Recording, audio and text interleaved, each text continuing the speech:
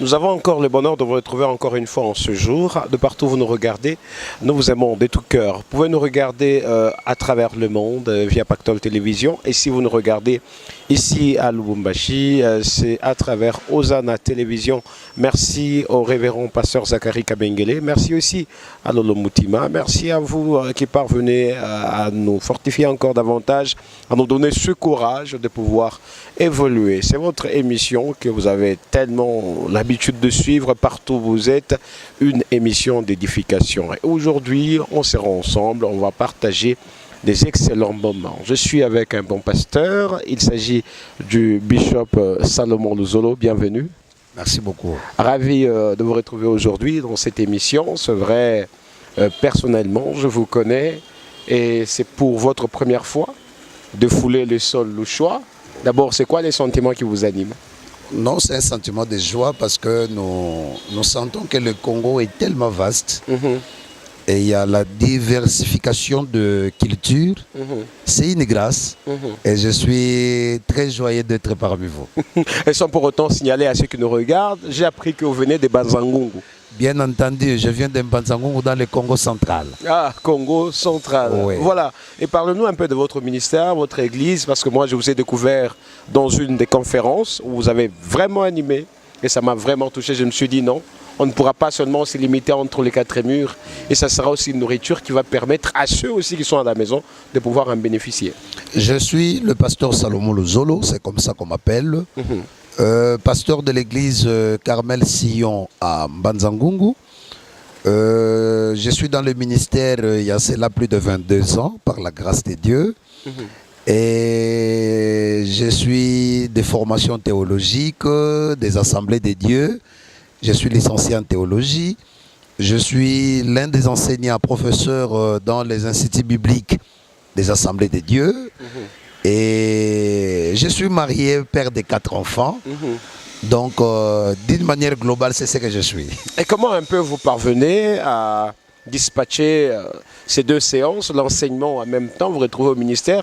Et s'il arrivait, je connais comment les assemblées des dieux fonctionnent, s'il arrivait que vous êtes par exemple envoyé quelque part pour dispenser le cours, comment vous parvenez à gérer les deux, la gestion de l'église et aussi en fait, maintenant, la gestion de l'église ne pose plus problème avec la nouvelle technologie et puis l'organisation réelle de l'église.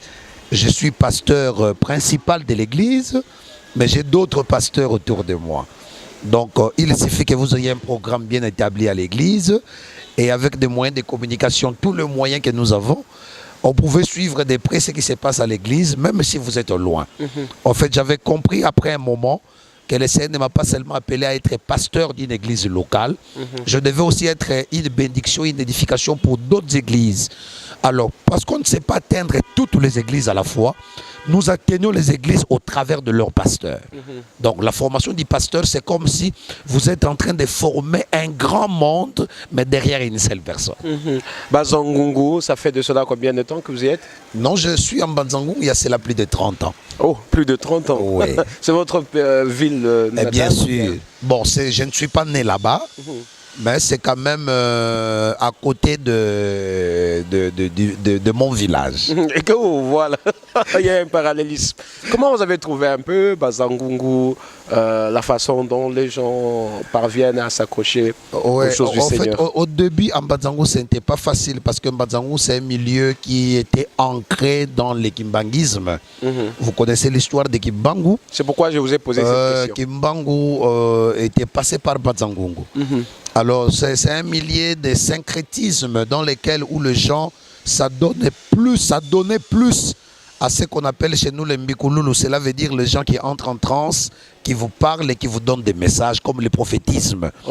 Alors, le milieu évangélique n'a pas été facile, mais par la grâce de Dieu, après des moments de prières intenses, d'évangélisation, de la démonstration de la puissance de Dieu, nous voyons quand même un changement aujourd'hui où les gens donnent leur vie à Jésus et l'église évangélique prend plus de l'ampleur sur des églises traditionnelles. Très important. C'est pourquoi je vous ai posé cette question, parce que je connais vraiment cette ville où il y a, on peut dire à la base, du humanisme et tout ça. C'est pourquoi la question était vraiment pertinente. Alors, dans le couloir, on a échangé et on se dit qu'on parlera de blessures intérieures. Oui. Pourquoi d'abord les blessures intérieures? J'aimerais parler des blessures intérieures parce que les blessures intérieures, c'est une maladie dangereuse qui est vécue de deux manières. Il y a des personnes qui souffrent de maladies intérieures qui en sont conscientes. Et ces personnes conscientes, des fois, n'ont pas aussi la guérison. Mais il y en a une deuxième catégorie de personnes plus dangereuses qui souffrent de maladies intérieures et qui ne savent pas qu'ils souffrent de la maladie intérieure. Alors, vous les découvrirez au travers de leurs réactions, au travers de leur manière d'être. Et cette maladie ne choisit pas des catégories de personnes. Grands, petits, enfants, vieux, riches, pauvres, ça attaque tout le monde à cause des multitudes de situations et de circonstances qui nous entourent. Voilà pourquoi partout où je trouve ça important que je parle sur cette maladie intérieure qui détruit et qui déstabilise la vie de plusieurs personnes. Beaucoup de maladies que des médecins n'arrivent pas à soigner, comme des maladies psychosomatiques, ce sont des maladies qui sont dites aux blessures intérieures. Alors, quand les blessures intérieures ne sont pas encore soignées, quels que soient les médicaments qu'on peut apporter à quelqu'un, la guérison ne viendra pas. Il faudrait d'abord que le blessure intérieur soit soigné. Mais aussi, il y a un autre paradoxe. C'est que j'ai choisi de parler des blessures intérieures parce qu'il n'y a aucun médicament, aucune médecine issue sur terre ne peut bien soigner les blessures intérieures si Seigneur Jésus-Christ lui-même.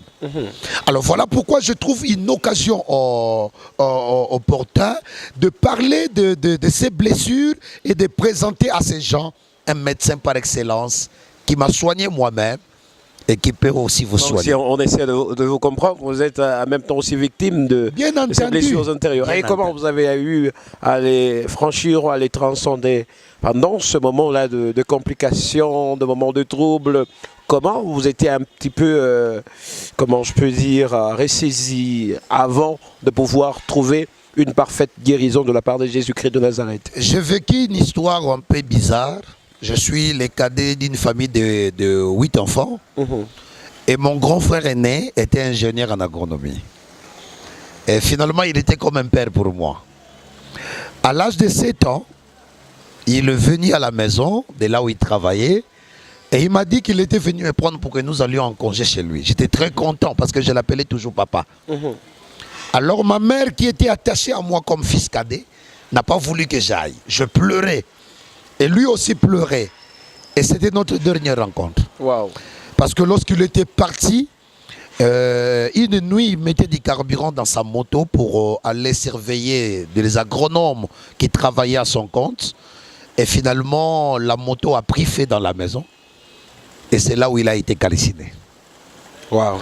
Donc, déjà depuis l'âge de 7 ans, j'ai subi ce qu'on appelle des blessures intérieures. Donc une sorte de traumatisme. Des traumatismes. Tragique. Je ne sentais plus le goût de la vie.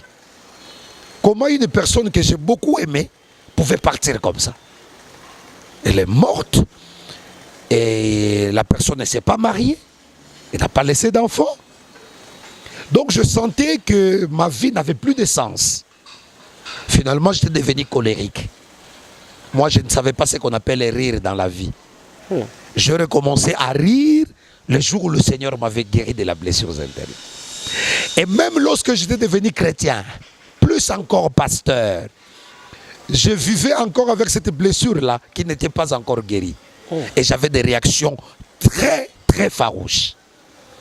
Mais le Seigneur, dans sa grâce, m'a aidé une fois, dans une prière personnelle, en intimité avec lui. Il m'a dit ceci clairement. Si tu n'oublies pas des souvenirs du passé, les nouvelles choses ne viendront pas vers toi. Il faut apprendre dans la vie que tout ce que Dieu fait, il n'y a pas seulement de mauvaises choses. Il y a aussi ce qui est bon.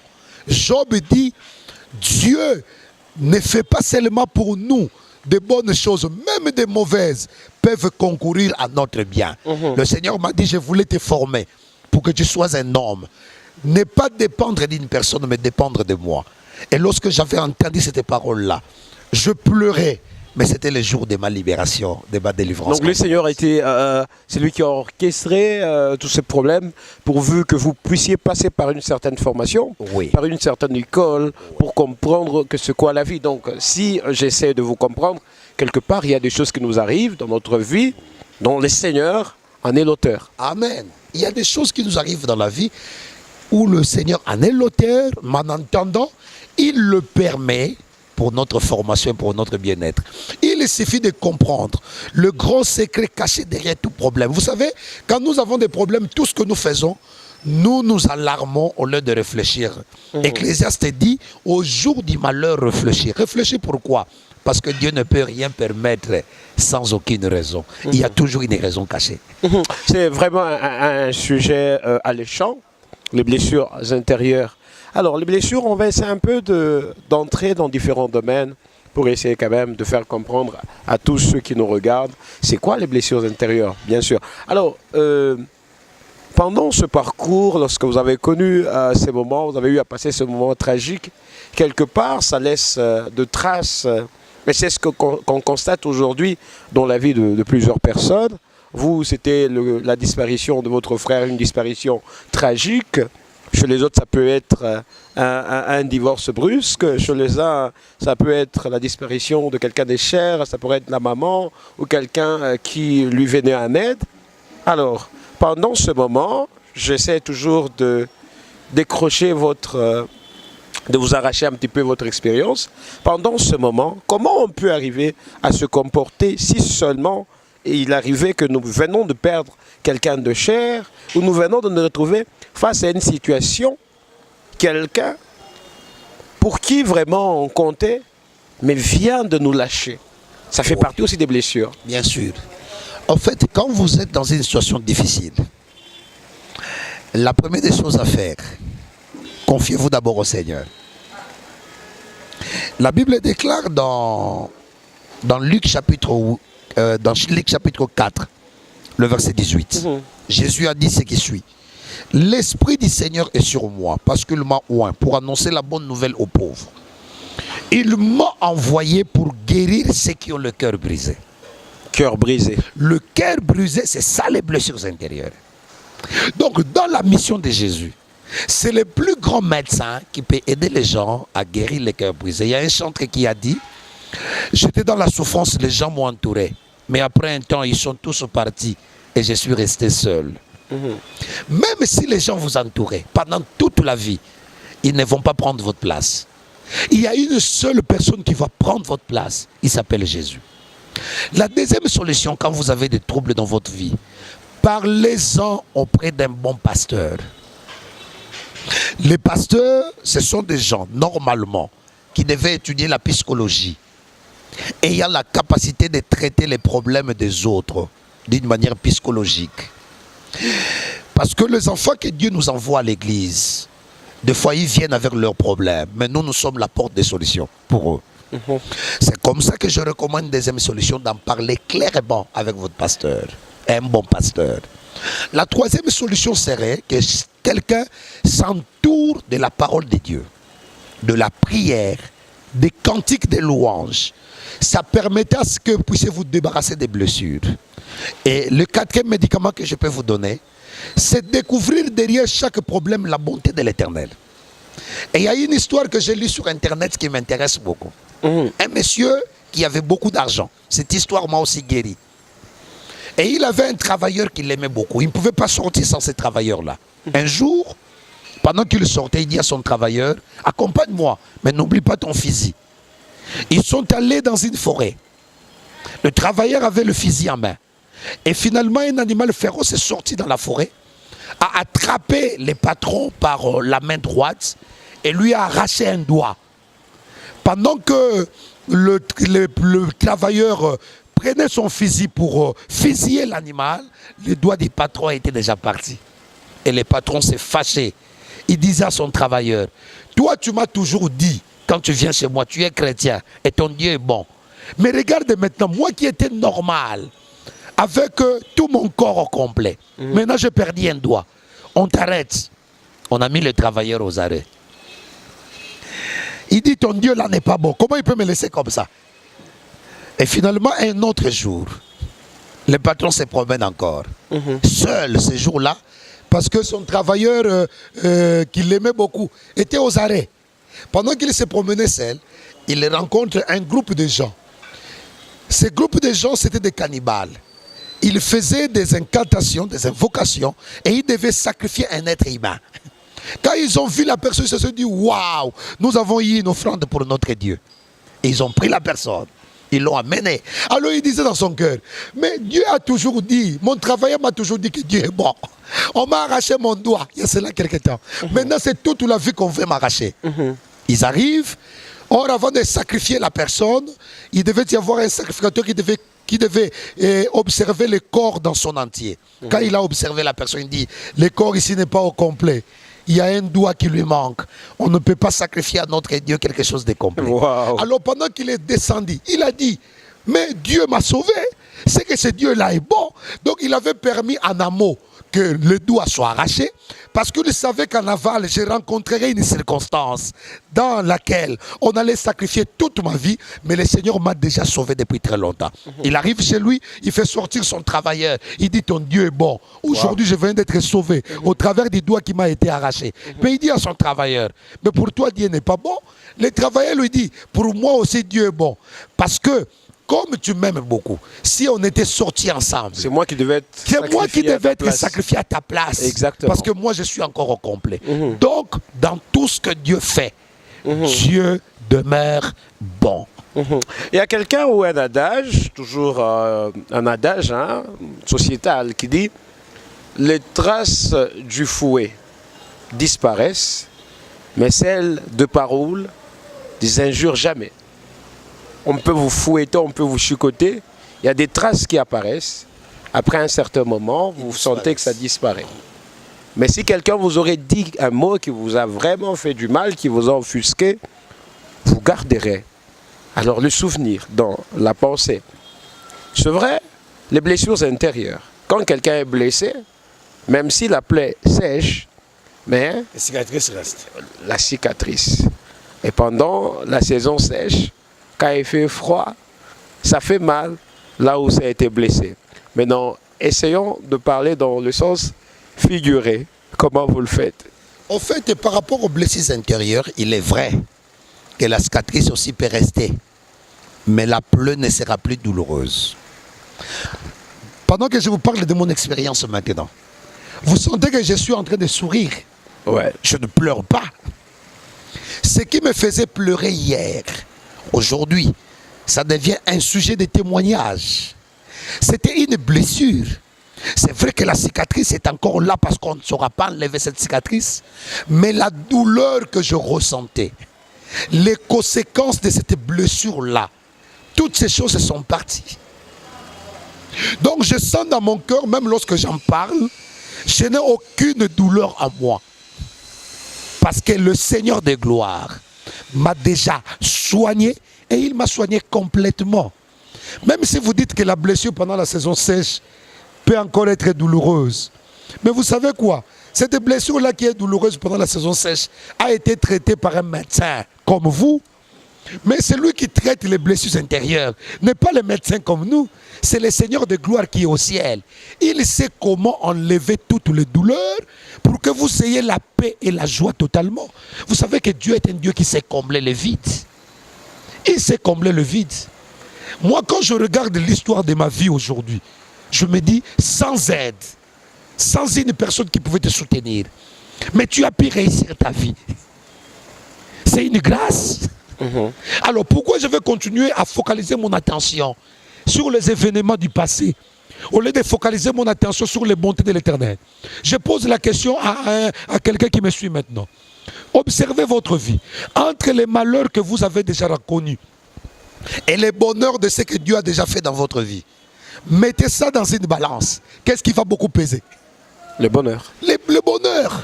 Dieu nous fait toujours du bien. Mais pourquoi vous ne donnez pas la place au bonheur? Vous focalisez toujours votre attention vers des futilités. Et vous savez quoi? Quand vous intériorisez en vous des soucis, vous créez des maladies et vous détruisez votre propre corps. Si vous avez perdu un autre cher, c'est vrai, il était cher pour vous, mais il est déjà parti. il ne reviendra plus.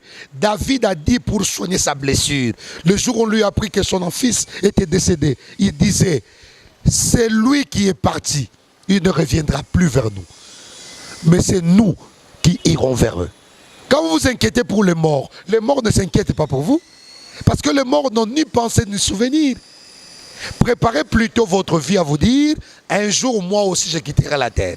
Quel que soit l'âge, quelles que soient les circonstances, j'irai comme aussi lui est parti. Très important, je vous ramène un peu dans la petite histoire sur la bénédiction de Jacob. D'ailleurs une sorte, on peut appeler ça usurpation par rapport au jargon humain. Il est arrivé que Isaac demanda à Ésaü de lui préparer une très bonne nourriture, un très bon mets succulent. Et après celui-ci, c'est une bénédiction qui va s'en suivre. Pendant qu'ils étaient en pleine conversation, la maman a entendu et puis par après, elle a préféré que, à la place d'Ésaü, que Jacob soit vraiment béni. Pendant qu'Ésaü était en brousse, il est allé chercher un bon gibier. Il rentre et se rend compte que la bénédiction a été déjà emportée par son jeune frère Jacob. Cela a créé de problèmes dans la famille, à telle enseigne que Ésaü a commencé à poursuivre son frère. Et à un certain moment, il a compris. Et le jour où ils se sont rencontrés, au lieu qu'il les tue, mais il a juste compris que c'est quelque chose qui est arrivé. Est-ce que dans notre vie, par rapport à tout ce que nous avons déjà rencontré, par rapport à ceux qui nous suivent, par rapport à ceux qui ont eu aussi à traverser des situations pareilles, ça peut vraiment arriver qu'ils parviennent à pardonner complètement et à oublier la situation définitivement? Merci de m'amener dans cette dimension du pardon. Parce que le pardon, c'est l'un des médicaments qui nous aide à soigner les blessures intérieures. C'est une force. J'ai lu une histoire quelque part. Un serpent. Il vient, vous connaissez les scies qu'utilisent le menuisier. Il arrive, il vient mordre cette scie et finalement il est blessé à la langue. Le serpent fâché, il vient s'enrôler autour de la scie. Et vous en connaissez la conséquence, il s'est coupé en morceaux. Il arrive où notre colère à nous-mêmes peut être source de notre propre destruction. Quand vous avez de la rancune dans votre cœur, vous pensez que vous détruisez celui pour qui vous avez de la rancune. Mais en entendant, la rancune vous détruit vous-même. Le pardon, c'est la voie de sortie. Dieu vous demande simplement de pardonner. Pourquoi vous devez pardonner? Parce que vous-même, tel que vous êtes là, vous avez déjà commis beaucoup de péchés auxquels le Seigneur vous a pardonné. Vous savez, si Dieu exposait la vie de chacun comme une télévision, il y a des gens qui ne marcheraient plus dans la rue. Mais le Seigneur est compatissant. Il te pardonne en secret. Alors s'il y a quelqu'un qui t'a déjà offensé 2 fois, 3 fois, pourquoi ne pas le pardonner? Un mari qui t'a abandonné, pourquoi ne pas le pardonner? Une femme qui t'a arraché ton mari, pourquoi ne pas le pardonner? Un homme qui t'a arraché ta femme, pourquoi ne pas le pardonner? Parce que quand tu ne les pardonneras pas, tu as dit dans ta vie, je ne les pardonnerai jamais. La Bible déclare, quand tu ne pardonnes pas ton voisin, même le ciel ne te pardonnera pas aussi. Et ça devient un obstacle pour l'écoute de ta prière. Donc tout ce que Dieu te demande, c'est d'avoir la compassion pour celui qui t'a offensé, comme Ésaü l'a fait pour Jacob. Parce que chacun, même si Jacob était parti avec la bénédiction, mais les jours où ils se sont rencontrés, Ésaü aussi était béni, parce qu'il était descendant de l'Abraham. Mais Jacob aussi était béni de sa part. Donc nous avons toujours notre part de bénédiction, quelles qu'en soient les circonstances. Très, très important, les blessures intérieures, c'est ça même le thème d'aujourd'hui. Je sais que ça pourra aussi vous permettre de pouvoir comprendre et aussi arriver à pardonner. Tout ce qu'on est en train de traverser, c'est suite à tout ce que nous gardons comme problème dans notre cœur et nous nous emprisonnons sans le savoir. Alors, révérend, vous aviez dit que un pasteur, normalement, est censé aussi quelque part avoir une certaine connaissance en psychologie pour parvenir aussi à orienter le peuple des dieux suite à des situations qui peuvent arriver, comme le cas par exemple des blessures intérieures. Mais quelque part, si celui-ci se dit, par exemple, que j'ai le Saint-Esprit, je suis illuminé par l'Esprit Saint et je peux facilement trancher cette situation, est-ce que s'il n'est pas passé par la théologie, il peut facilement arriver vraiment à résoudre de cas pareils comme les blessures intérieures qui ravagent d'ailleurs nos assemblées aujourd'hui? Je répondrai de deux manières. La première manière, c'est qu'il y a des choses où le Saint-Esprit peut aussi nous aider. C'est possible. Il t'aide, mais ça sera d'une manière spontanée.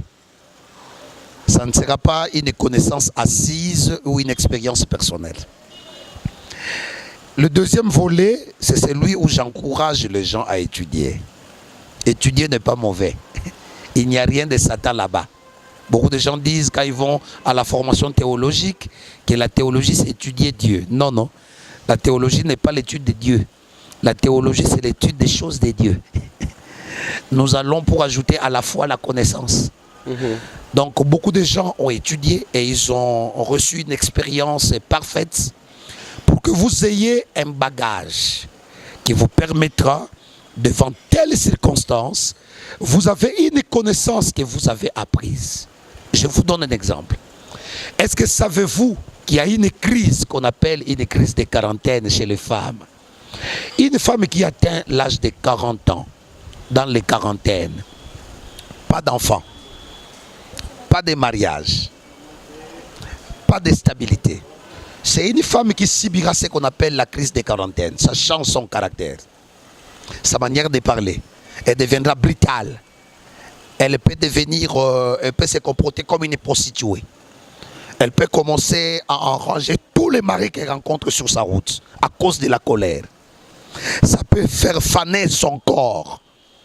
Maintenant, si vous êtes un pasteur averti et que vous avez étudié, vous êtes en face d'un fidèle où vous sentez que son comportement change du jour au lendemain. Si vous savez que c'est la crise de quarantaine, vous allez savoir comment traiter cette crise de quarantaine. Mais si vous ne l'avez pas appris, vous allez penser que ce sont des démons. Et vous allez commencer à chasser les démons, il n'y aura pas de démons. Donc il y a des choses pour lesquelles les études sont importantes. Les études, c'est un équipement qu'on vous donne pour votre stabilité. Vous êtes sûr dans ce que vous faites parce que vous l'avez appris.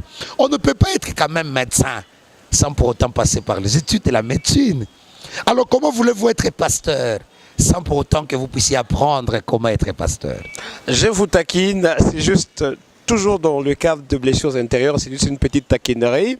Vous avez une femme dans votre assemblée qui a été mariée à un certain moment. Elle vient de voir de ses propres yeux combien son mari est arraché de ce monde et elle est là. Maintenant elle commence à vivre. Elle est dans de quarantaine, 43, voire même 50. Mais elle se dit que je ne peux pas me marier. À un certain moment, le corps commence à réagir. Il y a le cas de myome, tout ça. Et maintenant, face à cette situation, c'est toujours les blessures. Comment vous allez l'aider?